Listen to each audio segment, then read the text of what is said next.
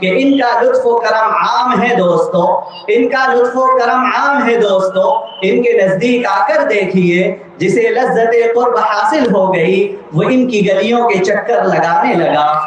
بندہ اپنی عاجزی کے اعتراف کے ساتھ چند بے ترتیب معروضات پیش کرنے جا رہا ہے اور حضرت استاد محترم سے معذرت کا طالب ہے۔ حضرات گرامی، آج ہمارے اور آپ کے درمیان جو شخصیت جلوہ افروز ہونے والی ہے وہ صرف ہندوستان ہی نہیں بلکہ پورے عالم اسلام میں ایک مقام رکھنے والی شخصیت ہے اور ایک ممتاز شخصیت اور ہستی ہے۔ حضرت والا کا تعلق صوبہ یو پی کے بجنور کے قصبہ سہسپور سے ہے۔ حضرت والا کے والد گرامی حضرت مولانا سعید احمد صاحب رحمۃ اللہ علیہ دارالعلوم دیوبند کے مایہ ناز فاضل تھے۔ شیخ الاسلام حضرت مولانا حسین احمد مدنی نور اللہ مرقدہ کے شاگرد رشید تھے۔ آپ کے تقوی اور آپ کی پاکیزگی کا اندازہ ہم اس ایک واقعے سے لگا سکتے ہیں کہ جب فراغت کے بعد میرٹھ میں ایک مدرسے اور ایک مسجد میں خدمت انجام دینے کے لیے حضرت کا تقرر ہوا تو مسجد سے جب وہ مدرسے آیا کرتے تھے تو راستے میں ایک روڈ پڑتا تھا، روڈ پار کر کے حضرت کو آنا پڑتا تھا۔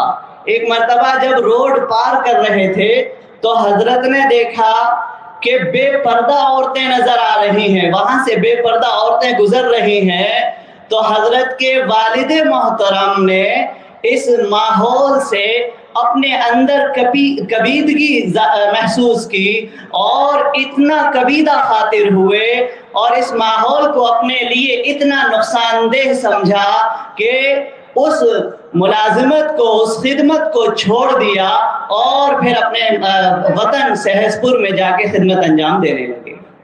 تو جب اصل ایسی ہو، جب جڑ ایسی ہو تو نتیجہ کیسا ہوتا ہے؟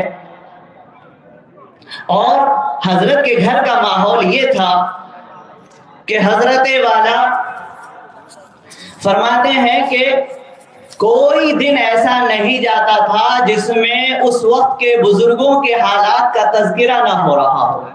یہ جو میں واقعات بتا رہا ہوں، یہ حضرت کا تعارف کرا رہا ہوں، یہ ہمارے لیے بھی ایک مشعل راہ ہے کہ ہمارے گھروں کے حالات کیسے ہونا چاہیے۔ تو حضرت والا نے اس زمانے کے جو بڑے بڑے بزرگ ہیں، جنید وقت حضرت مولانا قاری صدیق صاحب رحمۃ اللہ علیہ، شیخ الحدیث حضرت مولانا زکریا صاحب رحمۃ اللہ علیہ، فقیہ الامت حضرت مولانا محمود حسن گنگوہی رحمۃ اللہ علیہ، ان تمام بزرگوں کی صحبت پائی ہے، ان کی زیارت کی ہے۔ اسی طریقے سے محی السنہ حضرت مولانا شاہ ابرار الحق صاحب ہردوئی رحمۃ اللہ علیہ کی بھی آپ کو زیارت نصیب ہوئی ہے۔ اور آپ کم سنی میں یعنی 7 سال کی عمر میں حافظ قرآن ہو گئے تھے۔ 7 سال کی، محض 7 سال کی عمر میں آپ نے قرآن کریم مکمل حفظ کر لیا اور 19 سال کی عمر میں دارالعلوم دیوبند سے سند فراغت حاصل کر لی اور صرف فراغت ہی حاصل نہیں کی بلکہ معین مدرسی کے مرتبے پر بھی فائز ہو گئے۔ 20 سال کی عمر میں دارالعلوم دیوبند کے استاذ تھے۔ اس کے بعد چونکہ معین مدرسی کا شعبہ 2 سال رہتا ہے، 2 سال کے بعد حضرت والا رائے پور گئے، 1 سال وہاں قیام فرمایا، وہاں علم کی شمع روشن فرمائی۔ اس کے بعد 2 سال شاہی مراد آباد میں رہے۔ پھر 1994 میں جبکہ آپ کی عمر مبارک 25 سال تھی، صرف 25 سال، اس وقت دوبارہ دارالعلوم دیوبند میں آپ کا تقرر ہوا اور اس وقت سے لے کر اب تک الحمدللہ حضرت والا دارالعلوم دیوبند میں بحیثیت استاذ بلکہ علیاء کے استاذ کی حیثیت سے اپنی خدمات انجام دے رہے ہیں۔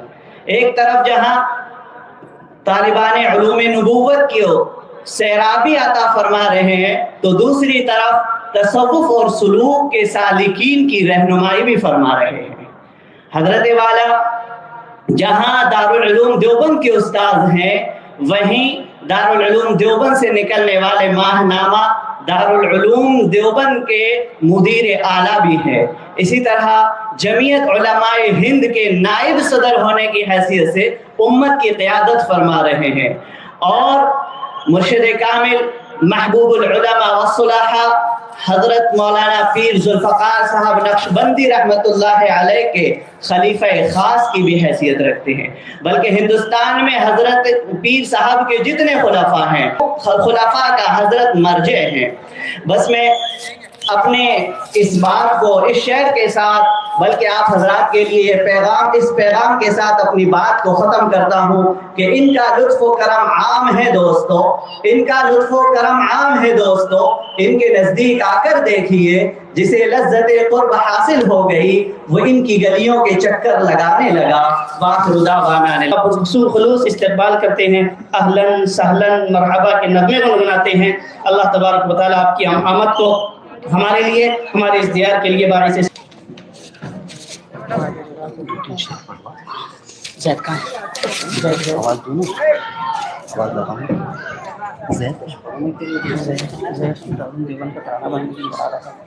زید آ جائیں.